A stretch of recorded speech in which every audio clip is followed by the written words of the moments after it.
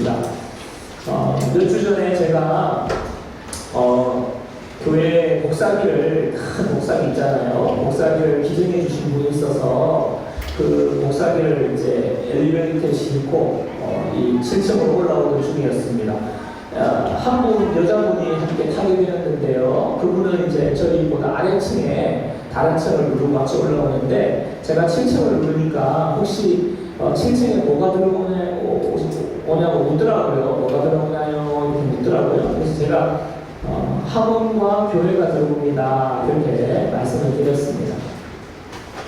잠시 뒤에 그 여자분이 교회 골치 아픈데 이러면서 엘리베이터를 내리는 일을 제가 경험을 했습니다. 그분의 그 혼잣말을 듣고 제가 그 순간에 여러 생각과 감정이 막 짧은 시간이었지만 지나가는데요. 참 좀 기분이 썩 좋지 않았던 것 중에 하나는 제가 7층을 눌렀기 때문에 제가 교회 관계자일 수도 있잖아요. 학원과 교회가 들어오는데 교회 관계자일 수도 있는데 또 혼잣말을 꼭 제 귀에 이렇게 들리도록 교회 골치 아프다 이러면서 이렇게까지 이야기를 해야 했나 해서 굉장히 기분이 좀 안 좋았고요. 그러면서 이제 동시에 드는 생각이 지금 그분의 표현이 이 세상이 교회를 바라보는 시선이 바로 이렇겠구나 하는 생각이 들어서 마음이 무거웠습니다. 물론 일부 소수 교회나 또 목회자들의 일탈 때문에 교회 전체가 이렇게 매도되는 것과 같은 이런 이야기를 들어서 우리가 좀 억울한 면도 있는데, 반대로 생각해 보면 우리가요, 이 땅에 수많은 좋은 교회들이 있음에도 불구하고 교회를 생각할 때에 그렇게 지금 사람들의 이미지가 막혀 있다는 것은 우리가 분명히 뭔가를 놓치고 있다. 교회들이 놓치고 있다 하는 생각입니다. 또 한 가지 더 제가 그분의 이야기를 들으면서 하나님께서 제 마음에 생각나게 하신 그 생각이 있는데, 그것은 바로 하나님께서 저에게 최 목사야, 교회가 언제부터 그렇게 세상에 환영을 받은 적이 있니? 라고 주님 말씀하시는 거예요. 여러분, 성경에 봐도, 초대교회를 봐도, 교회사적으로 봐도 교회가 세상으로부터 환영을 받았었던 때는 한 번도 없습니다. 세상은요, 교회를 향하여서 늘 교회를 핍박을 하든지 아니면 교회와 사이좋게 지낼 수가 없습니다. 교회가 세상으로부터 막 환영받고, 교회가 세상으로부터 좋은 이야기 들으면서 막 이렇게 서로 어울려서 한 때가 하나가 되었을 때는요, 어떻게 보면요, 교회가 참모습을 잃어버렸을 때, 오히려 교회가 세상과 비슷해졌을 때 그랬지, 교회가 왔을 때는 한 번도 세상으로부터 인정을 받거나 세상이 교회를 환영해 준 적이 없어요. 여러분, 교회는요, 이 세상에 발을 딛고 있지만 이 세상에 속하지 않은 것이 바로 교회의 정체성입니다. 저희도 마찬가지예요. 저와 여러분들이 이 세상에 지금 우리가 같이 발을 딛고 살지만 소속이 이 세상에 속하지 않았습니다. 여러분, 발을 딛고 산다는 이 말은, 세상에 우리가 발을 딛고 산다는 말은 세상 사람들과 함께 공존해야 한다는 말입니다. 우리가 산속으로 아무도 세상 사람들이 접근할 수 없는 무인도에 가서 산다는 말이 아니에요. 믿지 않는 사람들과 함께 우리는 이곳에서 좋은 이웃이 된다는 것이 바로 이 세상에 발을 딛고 산다는 의미입니다. 그러나 동시에 이 세상에 속하지 않는다는 것은 무엇입니까? 우리가 진리 부분에 있어서 교회의 정체성을 잃지 않고 교회다운 모습으로 구별되어서 서 있어야 한다 하는 것입니다. 그래서 이런 관점에서 저는 우리 교회가 교회다워지려면 가장 먼저 회복해야 될 것이 뭘까? 그런 이야기를 들었을 때 우리가 인정할 건 인정해야 되지만 우리가 가져야 될 우리 교회의 모습이 뭘까를 생각할 때 하나님께서 저에게 주신 대답은 바로 복음이라는 것입니다. 여러분, 교회는 복음을 분명하게 알아야 되고 분명하게 믿어야 합니다. 그리고 복음을 선포하는 곳이 바로 교회입니다. 오늘 본문 1절을 보십시오. 우리가 전한 것을 누가 누가 믿었느냐? 여호와의 팔이 누구에게 나타났느냐? 여러분, 이사야 선지자를 통해서 지금 강력하게 어필하는 것이 무엇입니까? 우리가 전한 것을 누가 믿었느냐? 여호와의 팔이 누구에게 나타났느냐? 우리가 전한 것 무엇입니까? 구원의 소식을 말하는 거예요. 여호와의 팔, 하나님의 팔, 권능의 팔, 하나님의 능력을 펼치셔서 이스라엘을 구원하는 것, 이 팔을 말씀하는 것입니다. 그런데 누가 믿었느냐? 누구에게 나타났느냐? 믿었다는 말입니까? 안 믿었다는 말입니까? 안 믿었다는 말입니다. 아무도 믿지 않았다는 거예요. 하나님의 구원을, 하나님께서 구원하시겠다는 하나님의 놀라운 구원을 아무도 인정하지 않았다는 말입니다. 이유가 뭡니까? 2절을 보십시오. 2절. 그는 주 앞에서 자라나기를 연한 순 같고 마른 땅에서 나온 뿌리 같아서 고운 모양도 없고 풍채도 없은즉 우리가 보기에 근무할 만한 아름다운 것이 없도다. 메시아의 모습을 지금 예언적으로 묘사한 것 아닙니까? 제가 주일학교 다닐 때는요, 가정집에, 집사님 집에, 권사님 집에, 장로님 집에 그림들이 그렇게 있었어요. 예수님 그림. 근데 예수님이 등불을 들고 문 앞에 서서 이렇게 똑똑하면서 문을 열어주기를 기다리는 그림, 또 아니면 예수님께서 막 지팡이를 짚고 양을 구해내는 그림, 그리고 예수님이 십자가에 매달려 계신 그림, 등등등 그림들이 그렇게 집집마다 있었는데, 제가 지금 생각해 보니까 그때 예수님의 모습이 너무 미남인 거예요. 지금 생각해도 똑같아요. 양을 구하는 예수님의 얼굴이나 문 앞에 계신 예수님의 얼굴이나 조합 미남. 그리고 비율이 얼마나 좋은지 모르겠네요. 모델 같으신 거예요. 그리고 심지어 십자가에 매달려 계신 예수님의 모습은요, 근육질에 지방이 하나도 없이, 군살이 없이 근육질의 몸매를 가진 그런 모습으로 그려진 모습이 대부분이었어요. 근데 오늘 말씀에 비추어 볼 때 예수님이 과연 그런 모습이셨을까? 오늘 말씀에 비추어 보면 절대로 아닙니다. 근무할 만한 아름다운 것이 없도다. 인간의 눈에 볼 때 예수님의 모습은 너무나 보잘것없이 연약하고 초라하고 과연 저분이 뭘 하실 수 있을까 할 정도의 모습이었다는 거예요. 또 그분이 하신 일은 또 어떻습니까? 3절. 우리 3절 함께 읽어보겠습니다. 그는 멸시를 받아 사람들에게 버림받았으며 간구를 많이 겪었으며 질문을 아는 자라 마치 사람들이 그에게서 얼굴을 가리는 것 같이 멸시를 당하였고 우리도 그를 귀히 여기지 아니하였도다.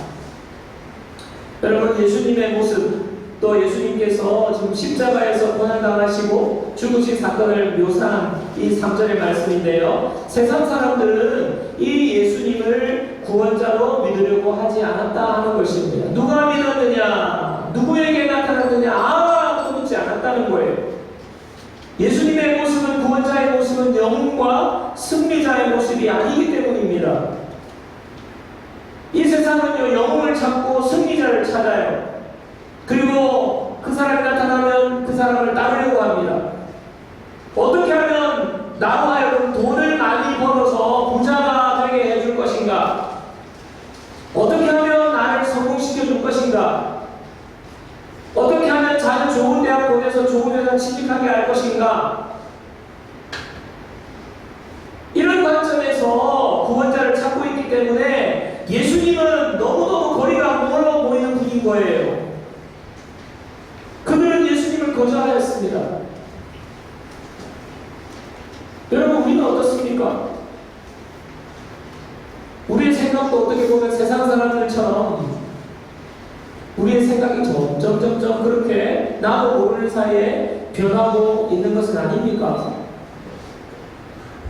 부자가 되는 것, 성공하는 것, 자녀를 출세하는 것, 이 세상에서 좀 더 좋은 환경에서 좋은 것을 누리면서 사는 것이 전부인 것처럼 이 세상의 것이 1순위 순위가 되어버리지는 않았는지 우리가 우리 자신을 냉철하게 생각해 보아야 하는 것입니다. 여러분, 목사님, 제가 그렇게 부자 되기를 그렇게 원한다고 생각하세요?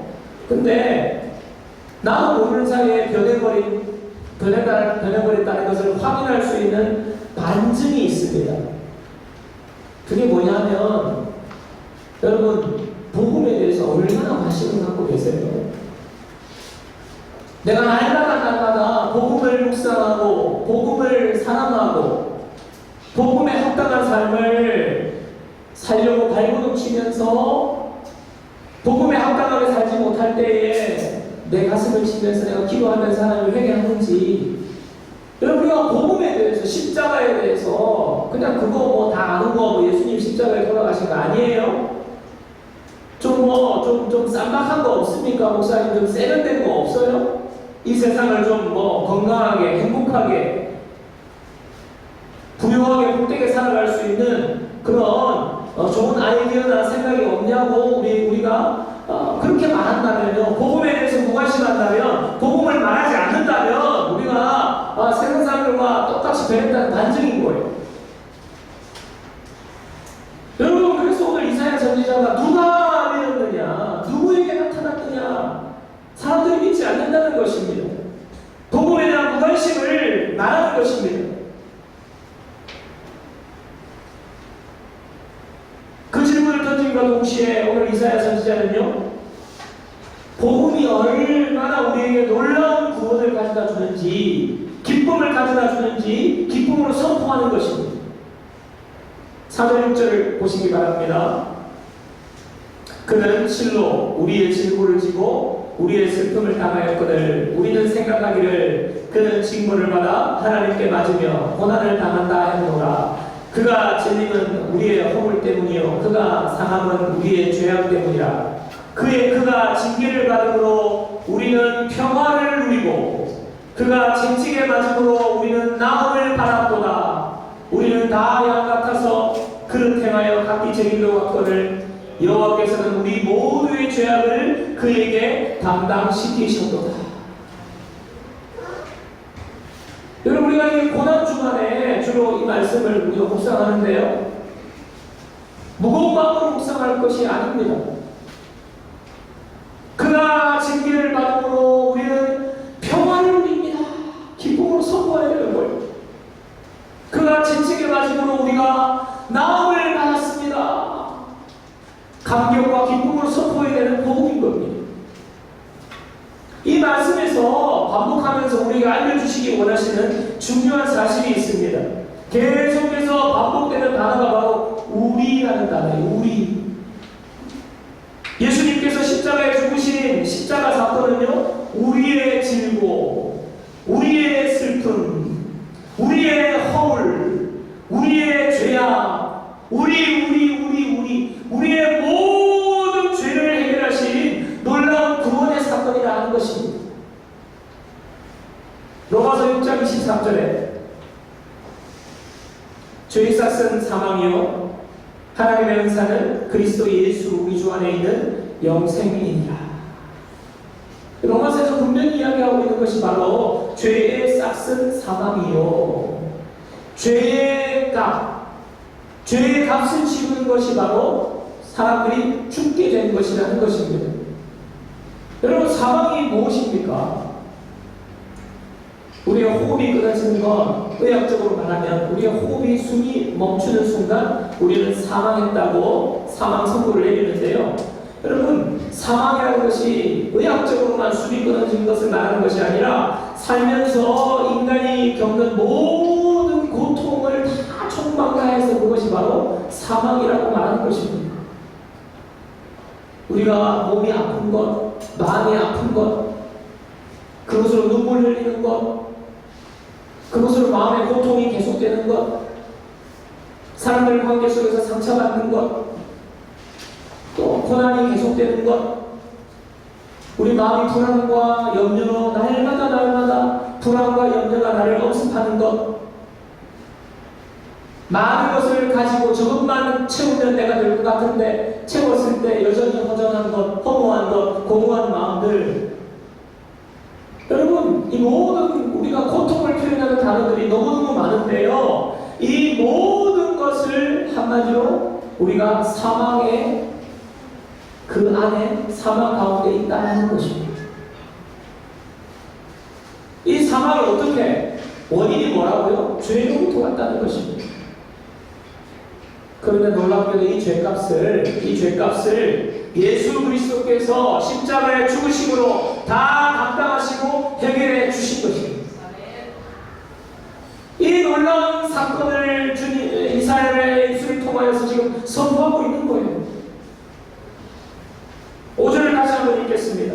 우리 다 같이 읽습니다. 5절입니다. 그가 죄임은 우리의 허물 때문이요 그가 상함은 우리의 죄악 때문이라. 그가 징계를 받음으로 우리는 평화를 누리고 그가 채찍에 맞음으로 우리는 나음을 받았도다. 여러분, 제가 말씀드렸죠. 우리가 이 뒷부분에 우리가 기쁨으로 소리질러야 하는 것입니다. 그가 징계를 받음으로 우리는 평화를 누리고 그가 채찍에 맞음으로 우리는 나음을 받았도다. 기쁨과 환희의 선포를 해야 되는 거예요. 사망 권세를 깨뜨리신 주님 때문에 불안과 염려가 떠나가고 참된 평안이 임하게 될 것입니다. 하나님과의 관계 속에 막힌담이 무너지고 하나님과 화평케 될 것입니다. 모든 아픔과 슬픔과 상처가 깨끗하게 고침을 받게 된 것입니다. 누구 때문에? 예수님께서 우리 죄를 위해서 십자가에 달려 돌아가셨기 때문에. 여러분, 더 놀라운 것은요, 이 십자가 사건을 하나님께서 친히 계획하시고 실행하셨다는 사실입니다. 6절 말씀입니다. 6절, 우리는 다 양 같아서 그릇 행하여 각기 제 길로 갔거늘 여호와께서는 우리 모두의 죄악을 그에게 담당시키셨도다. 하나님께서 하셨어요. 저와 여러분의 각자의 여러분의 죄를 예수님께 다 넘기시고 십자가에 모든 죄를 해결하신 것입니다. 여러분, 우리가 예수님을 믿는다고 하면서 늘 불안과 염려를 안고 산다면 예수님께서 우리를 위해 십자가에 돌아가시면서 우리가 평화를 누린다, 이 말씀은 여러분 거짓말이 되는 것입니까? 내 삶에 평안이 없이 늘 불안과 염려 가운데 있다면 예수님의 십자가는 거짓말이냐, 이 말입니다. 우리가 예수님을 믿는다고 하면서 과거에 받은 상처에 매여서 산다면, 계속 예수님 믿는다고 하면서도 그냥 상처에 매여서 산다면 예수님께서 십자가에 죽으실 때에 우리가 나음을 받았다라고 이 선포하신 이 선포는요, 어떻게 되는 거예요? 헛된 말이 되는 것입니까? 여러분, 대답해 보십시오. 여러분, 문제는요, 십자가의 문제가 있는 것이 아닙니다. 문제는 우리가 복음을 믿지 않거나, 세상의 생각에 우리 마음을 다 사로잡아버려서 복음의 능력을 잃어버렸기 때문이에요. 잘 들으십시오. 우리가 복음을 믿지 않거나 염려와 불안 가운데 주님의 평안이 내 속에 있지 않고 늘 막 상처와 아픔 속에서 그냥 주님의 치유를 경험하지 못하고 그렇게 사는 이유는 내가 복음을 제대로 믿지 않거나 아니면 복음의 능력을 잃어버렸기 때문이야. 예수님께서 제자들과 마지막 만찬을 드시면서 베드로에게 특별하게 하신 말씀이 누가복음 22장 32절에 나오는데요. 자, 함께 읽어보겠습니다. 누가복음 22장 32절 다 같이요. 그러나 내가 너를 위하여 내 믿음이 떨어지지 않기를 기도하였노니 너는 돌이킨 후에 내 형제를 굳게 하라. 마지막 만찬 십자가 지시기 전에 예수님이 특별하게 기도하신 게 뭐예요? 베드로를 위해서, 제자들을 위해서 믿음이 약해지지 않도록. 여러분, 우리가 교회로서 가장 먼저 회복해야 될 것이 바로 이것입니다. 내가 복음을 믿고 있는지, 복음을 제대로 알고 있는지, 복음을 믿는 믿음이 잃어버리거나 약화되지 않았는지, 복음의 능력이 내 삶 속에서 역사하고 있는지 우리가 살펴보고 기도를 통해서 회복해야 하는 거예요. 예수님을 믿는다고 하는데 늘 불안과 염려 속에서, 예수님을 믿는다고 하는데 내 마음에 평안이 없어요. 교회를 만나러 왔다 하는데 늘 내 삶의 상처에 그냥 매여서 사는 사람. 여러분, 얼마나 많은 일들이 우리의 마음의 염려와 불안을 가져다 주는지 모릅니다. 여러분, 우리는요, 날마다 우리를 염려와 불안이 우리를 공격해 와요. 여러분, 저 사람 어떻게 저렇게 염려와 불안이 없어 보일까? 아니요. 염려와 불안을 전혀 느끼지 못하는 사람은 공동묘지에 가야 있어요. 우리가 죽어야 염려와 불안으로부터 벗어날 수 있지, 살아있는 한 늘 염려와 불안이 우리를 억습해 옵니다. 매일 아침에 그냥 이유 없이, 또 아니면 뭐 자녀 문제로, 또 어떤 일로 인하여서 염려와 불안이 몰려오는데, 여러분, 또 우리가 지금까지는 평안했다고 하더라도 언제 우리의 삶에 힘든 일이 일어날지 우리는 장담할 수 없습니다. 하지만 우리가요, 주님의 십자가를 믿고 묵상하게 될 때 참된 평안이 내 속에 임하게 되는 것입니다. 주님의 평안이 내 속에 자리 잡고 있는 거예요. 그래서 우리가 갑자기 어려운 일을 겪거나 힘든 일을 겪을 때 순간적으로는 불안하고 염려가 몰려올 수 있지만 주님의 평안이 내 속에 있기 때문에 주님의 놀라운 평안의 능력이 그 모든 염려와 불안을 몰아내는 것입니다. 그래서 우리가 평안한 삶을 사는 거예요. 여러분 속에 이 평안이 있습니까? 과거에 있었는데 요즘은 좀 없어졌습니까? 요즘 너무 힘들어서? 요즘 일이 잘 안 돼서? 다시 평안을 회복해야 됩니다. 어떻게 하면 평안을 회복할 수 있느냐? 예수님의 십자가를 믿는 믿음을 회복하셔야 하는 거예요.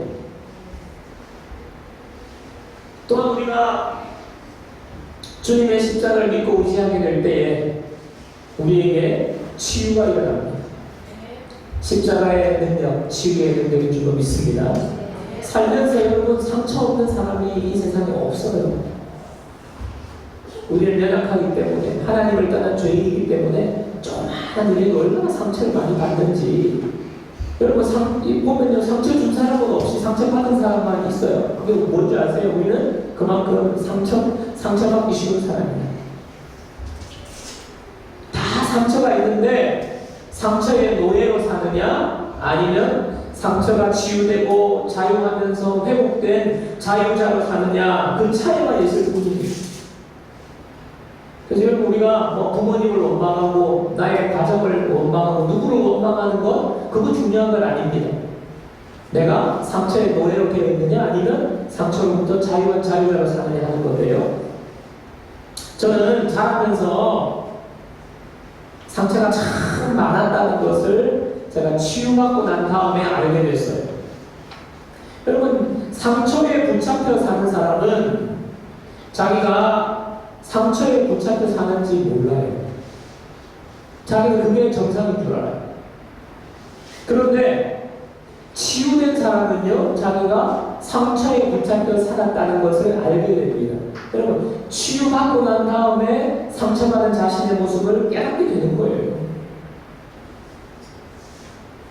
제가 일일이 다 말씀드릴 수는 없지만, 여러분, 제가 어떻게 자라왔고, 가정이 어땠는지, 집에 얼마나 환자가 많았는지는 자주 말씀드리게 되면 여러분 아실 건데, 근데 중요한 것은요, 주님이 그런 환경에서 상처 많은 저를 치유해 주셨어요. 여러분, 저는 지금도 무수한 상처가 저를 얽어매려고 하고요, 자칫 잘못하면 내가 상처의 노예가 되어서 살 수도 있겠다는 생각이 드는데, 그때마다 하나님께서 저의 상처를 치유해 주시는 것을 경험하는데, 그것이 뭐냐? 주님의 십자가 복음입니다. 주님도 그런 상처 다 받으시고, 주님도 그런 침뱉음도 받으시고요, 얻어맞기도 하시고, 얼마나 모욕적인 상처를 많이 받으셨는데 그 모든 것을 주님이 이기셨어요. 그 주님의 십자가가 내가 묵상할 때마다 저에게 상처가 될 만한 것들이 상처가 되지 않는 것, 상처가 되었다고 할지라도 주님의 십자가의 능력으로 상처가 치유되는 것을 경험하게 되는 것입니다. 여러분, 참된 평안, 우리가 상처가 회복되고 우리가 치유되고 회복되는 참된 회복은 예수님만이 주실 수 있는 것입니다. 이것이 복음이고 예수님께서 십자가를 통해서 우리에게 행하신 일이에요. 행하신 일. 제가 설교 시작하면서 그 엘리베이터에서 만난 그 여자분, 교회 골치 아픈데 라고 말했던 그 여자분이 과연 복음에 대해서 들어본 적이 있을까? 복음을 알고 있을까?